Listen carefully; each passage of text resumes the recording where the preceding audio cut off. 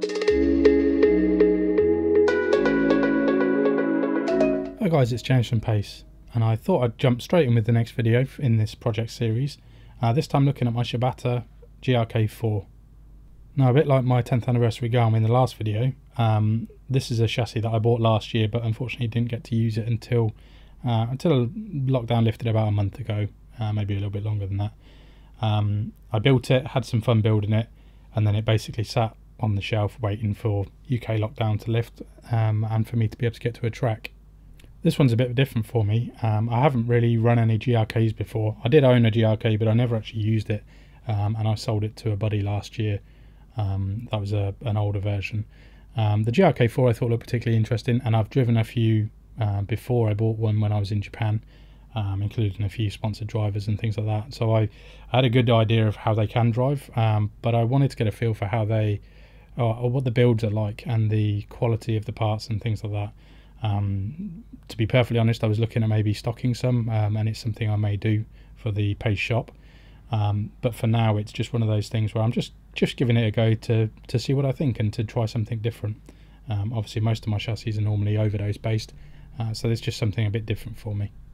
So this build is basically a stock build, apart from a few different tweaks to the geometry and things like that. So there's things like I've extended the lower arms and things like that.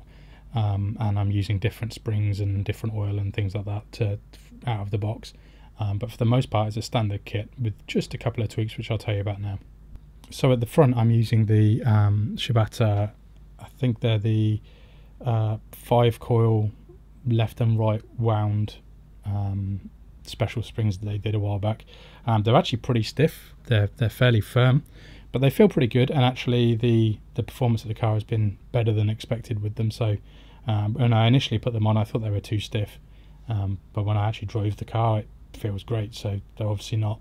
And then on the rear, I'm using the 9-coil springs. I'll put the part numbers on the screen in a second because I can't remember them off the top of my head. But they work really great. These are a bit softer. They're still quite firm, and I'm using overdose 10-weight oil front and rear with the standard piston, and it works great. Like I say, the actual performance of the car has surprised me a little bit. It's not really, it's a bit of a different thing to a Garmin. It's not really going for the same style of driving, and it certainly isn't as direct or responsive as a Garmin, but it's a fun chassis, and that's kind of what I wanted it for. This is obviously a second chassis that I'll play around with a little bit, rather than my main chassis that I'm driving most of the time. You can also see that I'm using the rear ESC mount here, but I haven't mounted the ESC to it yet. So that's basically all of the upgrades that the car has. So it's just the springs, it's just the lower arm extensions. I think the front and rear lower arm extensions are a bit longer than standard, but I'll put the measurements up on screen if I can remember to do that when I'm editing. And yeah, other than that, it's a standard car, and for a standard car, it drives really well. I'm using the setup sheet from one of the Infinity Roll drivers just as a base, because I've driven that guy's cars before and I knew they were going to be good, so I thought I'd just start there. I usually try and run a car with the stock setup on, but in this case I've driven a stock car. I drove Pinkman's standard car and I drove his personalised setting version, and so I knew it was a good car. I just wanted to try something a bit more advanced, with a bit of development time already done to save me some of the development time myself. And as you can see, I'm using an Acuvance Jarvis, not a double X, just the regular one, and a Fledge motor. This is the 13.5, which is why it's not purple, because they're only available in 13.5 now.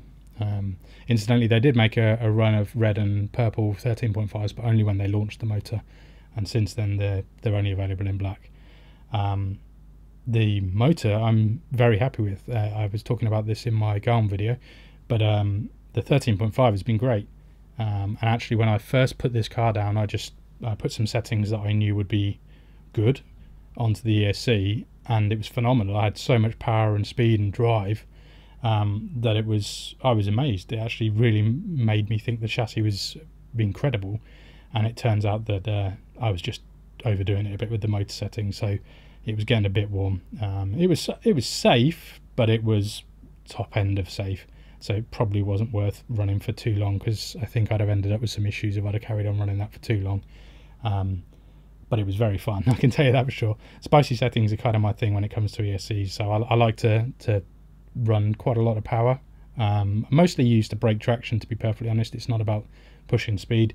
And as I said in my last video, I'm mostly running on resin at the moment, rather than carpet. And on carpet it's a different game. But yeah, so far it's been doing quite well. I actually think that, again referring back to the last video, the spare ESC setup that I'm currently running on my Garm, I think is going to transfer over to this chassis with the long wires, just to run for a while with the double X motor, and then I'm going to put a new motor on the Garm, so sorry, a new ESC on the Garm. So I think it's going to be a bit of a mix of or a bit of a swap around of parts, and I'll get there eventually. You can see as well I'm also running a trace, as I mentioned again in the last video. I run a trace on everything, and I think you should too. It doesn't really matter what you run, I just think they're a great option. Now, something that's a bit different with this current setup is you'll see I'm running 2 gyros. This is a bit of a long-winded story, but basically one of the reasons I was running this chassis was to test the Futaba CT700 servo and the GYD 550 gyro. I run a 7PXR, so it's all tunable via wireless, via the transmitter.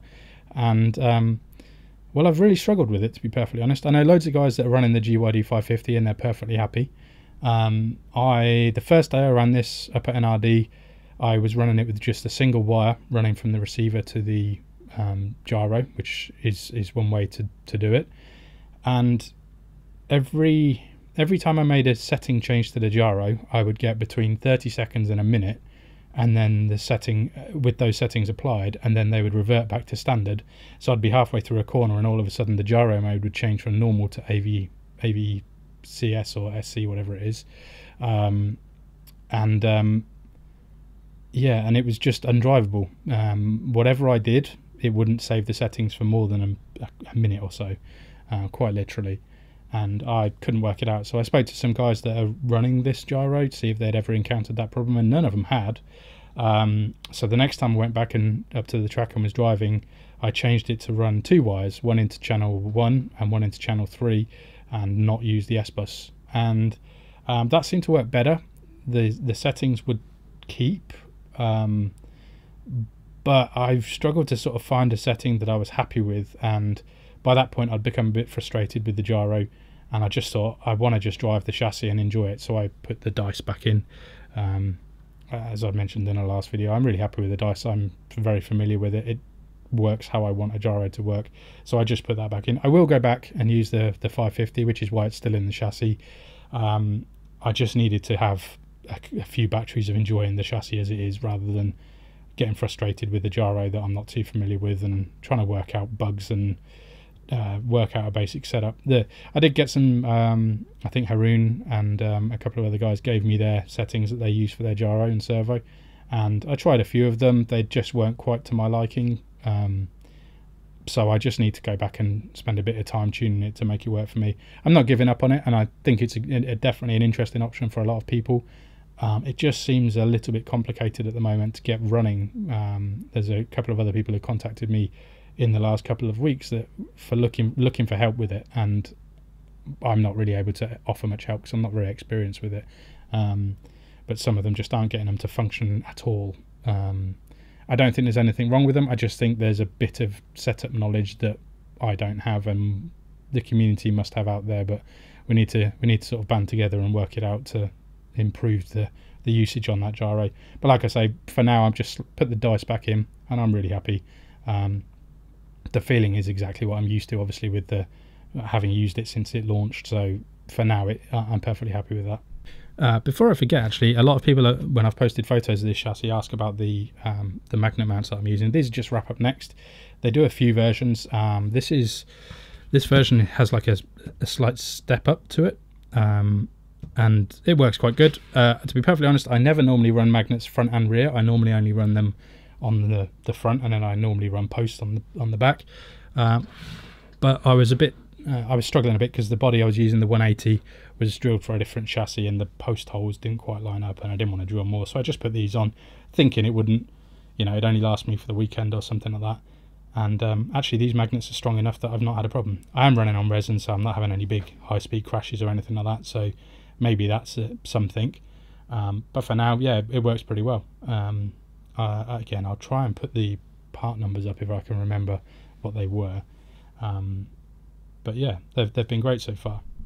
So the Ackerman and front end setup on this chassis has been pretty good actually. As I say, I based the setup on someone else's settings, and it just kind of worked. So I had to work out the toe settings and things like that, but it all just has gone together nicely. It's got really nice drive out of corners, and maybe a slight little bit of over rotation at the moment, but I haven't really got to sort of dial in the chassis in or the settings there.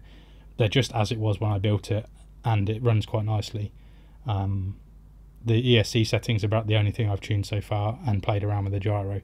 So this is going to be one of those sort of long-term fun projects where I only really do it a small amount every now and then when I drive it, and for me it's more about just driving the chassis. So what's going to happen with this chassis? What's new? Well, as I mentioned before, I'm going to change the ESC, I think. Not for any real reason other than I want to go rear ESC, and I think I'm going to get a new ESC for my GARM, so that frees up the one that's on there. Only because I like to run the Jarvis XX ESC on everything, and I've got 2 now, but I've now got 3 chassis that I'm running, so I need an extra one anyway. This is going to be a perfectly fine backup ESC, but it may end up getting put into something else because I've got a few projects to come as well. Again, just fun side chassis that are just there to test things, or just something I wanted to build and run. Other than that, I have a gear diff for it. This is something that was recommended to me by Emerson from Slow Freaks. I haven't built it yet. As I say, I was just running the chassis as it was to start with. This is something I may get to next time I'm at the track, but it all depends on how much I use this, because 90% of my driving is going to be with the GARM for sure. But it'd be fun to try, see how much of a difference it makes, and I'll report back and let you know what I think when I've done it. And the other thing I'm going to do is, if I do fit another ESC, is I'm probably going to put a fan on. This one didn't get hot when I was running, but the motor certainly did, and if I want to run the settings that I was running before, I'm going to need as much coolant as I can, because it was pretty spicy. So as you can probably see in here, I'm running the Acuvance Chevalier Raise capacitor. I'm probably not going to upgrade this to the Blaze because, like I say, this is just a fun second chassis to play around with, and I can't really afford to buy one to put on every single chassis that I own. So yeah, this will probably stick with the same, even if it does change ESC. Just in case anyone's wondering, I'm running a 26 pinion and a 78 spur. So what do I think to the GRK4? Well, in terms of performance, it seems pretty good. Like I say, the settings on it work really well. In terms of quality, it's average to slightly above average. There's a few things that aren't quite as good as the overdose stuff that I'm used to, but to be perfectly honest, or brutally honest, nothing is really in the same league as overdose in terms of quality, in my opinion at least. One of the problems I've had with this, there was almost no issues with the build, but one of the screws for the rear gearbox here in the back, it doesn't really fit. You have to basically get the other screws in, because there's some screws that attach on the back up here, and then there's 2 screws at the back up here and 2 screws underneath, and one of the screws underneath just isn't happy. So what you have to do is put the other 3 screws in loosely, and then just try and find the right position for the screw to go in. I think if you were a bit savage when you put it all together, you'd easily have stripped that. Luckily I noticed it and didn't cause any damage, but it's one of the reasons the gear diff isn't in there at the moment, just because it needs to be added at a later date, and I just didn't want to pull it apart until I'd driven the car and made sure that it was working properly as it was. Other than that, the quality's been fine. Like I say, it's kind of somewhere between I don't know, it's hard to sort of gauge where the quality is. Mostly it felt absolutely bang on. There's just a couple of things that just weren't quite right, and that was a bit of a letdown, finding that screw hole that is, I don't know if it's in the deck where it's misaligned, or the threads in the aluminium. I'm not entirely sure what it is, but something's just not quite right. But like I say, I mean, it's all gone together, it all works. It just took a little bit of fiddling to make sure that I got it in right without damaging it. There is also a little bit of play in some of the arms and on the servo horn and things like that I can't seem to get rid of without any shimming, which it's not terrible, it's just a little bit more than I was expecting. And I took my time with the build and just made sure it was right. It's perfectly fine, don't get me wrong, I'm not knocking it, and I would still happily sell these, I think. It's just something that I think when people see a chassis like this it's a bit different in Europe and there's not many of them, I think people get super tempted and think they're a great option. And I think it's important that people realise that the better supported chassis in Europe, like over those Yokomo MST, they have their benefits for sure. I think getting parts for one of these as things stand in Europe would be a bit tricky. I may be able to address that, and if I do decide to stock some GRK products, then I'll certainly be making sure I get spare parts to support them as well. I'm not sure if I'm going to get the competition carbon for it, but we'll see how I get on. This is either one of those projects that I'll keep for a while and keep playing around with and enjoying, or one that I may just sell fairly quickly and move on to something else. But I've got some more projects in the works that I'll hopefully be able to share with you soon. So if you like this video, give it a thumbs up, and if you don't already, please subscribe, and I'll continue to try and make these videos on a regular basis.